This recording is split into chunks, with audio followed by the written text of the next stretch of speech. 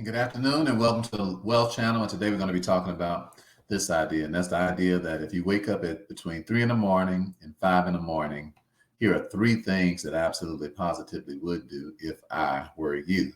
Let's get right into it. So, number one, I wake up in the morning from time to time in the middle of the morning, and it's such a blessing. So, the first thing that I do is I say, let me pursue the purpose of being awakened. Why? Because it's nothing but God that wakes you up in the middle of the morning. Chances are there's some amazing ideas, some tremendous strategies that you need to be considering, something that you're about to do that's going to create an amazing amount of utility for people. So the first thing I would do is I would ponder, what is the purpose of me waking up?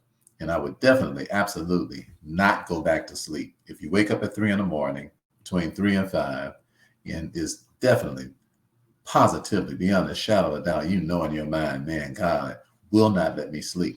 Well, that means that something incredible is about to happen. You're about to experience something that's going to bring a whole lot of utility into the lives of other people and yourself. And do not go back to sleep. No matter how sleepy you are, just shake it off. Do not roll back over. All right. Because now what? You're going to be losing out on opportunities to make a lot of money. You can be losing out on opportunities to be able to help a whole lot of people, losing out on opportunities to be able to step to a whole nother level. I meet people and I ask them quite often, I say, so what's your purpose? And they say, do you know that I've been pondering my purpose, Coach Rick, for I don't know how long, for years I've been pondering my purpose. I really don't know. Well, in between 3 and 5 o'clock in the morning, chances are, if God is wakening you up, I should say, at those particular wee hours of the morning, chances are he's trying to help you discover your purpose, trying to help you to walk in what your purpose is. So the first thing I would do is I would just ponder, what's the point of me getting up so early? The second thing I would do is say, okay, what is my purpose? And then I would say, thank you, Lord, for waking me up. I am not going back to sleep because I know you got something for me. So I'm going to fight this thing off. Why? Because some of the most dynamic things that's supposed to happen to me in my life are about to take place, and I'm going to make sure I stay awake. That's the first thing I would do. Then the second thing I would do is I would take advantage of the time, because at between 3 and 5 in the morning, my God, your brain can come up with so many fresh, good ideas. And remember that this time is a time of solace. Nobody is interrupting you. So you have what? You have an amazing opportunity to be able to do things without the normal distractions that you generally have.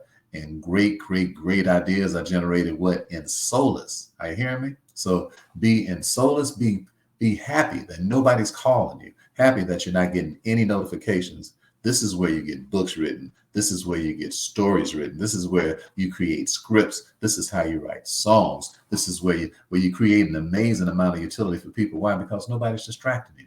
It may be that you aren't even writing or singing or anything. It may be just some time to meditate without any distractions. But your brain needs some time alone, undistracted by anything except exactly what it is that you want to be doing, exactly what it is that God wants you to be doing at that particular time. So, for example, I woke up in the morning, 3 o'clock in the morning, just yesterday, or I should say 3 o'clock this morning, as we're talking about this video. And I woke up and I started watching the movie Harriet. So you said, Ricky, I thought you said do something constructive with your time. Well, the movie Harriet Tubman, being a Black man in America, was extremely important to me. Why? Because it reminded me of all the changes that we've gone through since we've been here. It reminded me of how important it is to go back and rescue other people from the plantation, rescue other people. And my business and what I do for a living is that I teach people common law.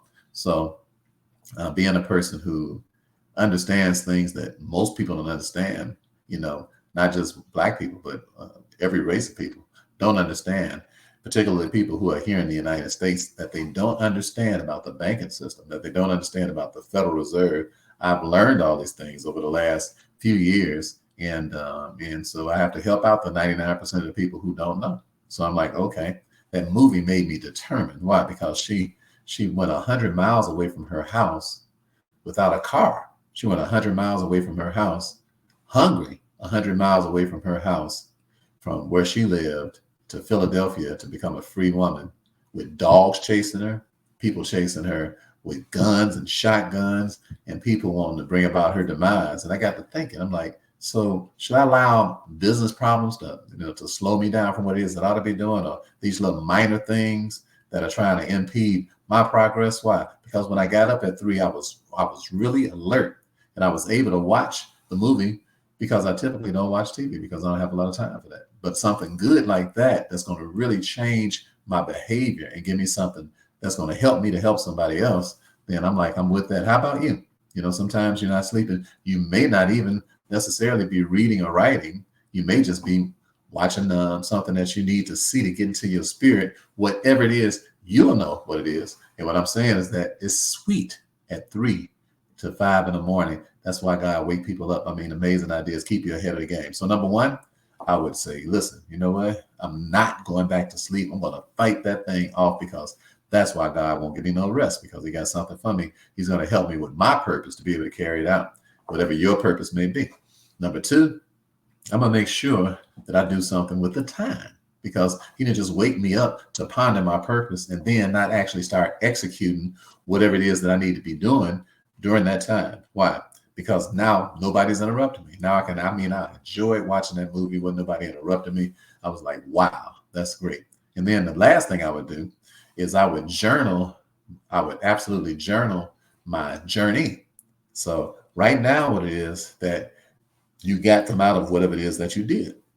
Okay, whatever it was that you got, whatever task you got completed, write it down. Write it down. Why? Because what happens in our subconscious mind is that when something good happens, we want to revisit it. And when we write things down, they have a way of continuing to go with us after we leave the scene of the victory, because we wrote it down. That's why victories are written down in history. That's why people write down victories in history, so they can tell you where this happened and where that happened. You read these Bible stories, and it says, and to this day, it's called that. And to this day, that well is found here. And to this day. Why? Because history, it does what? It tells you, it leaves milestones of when things took place.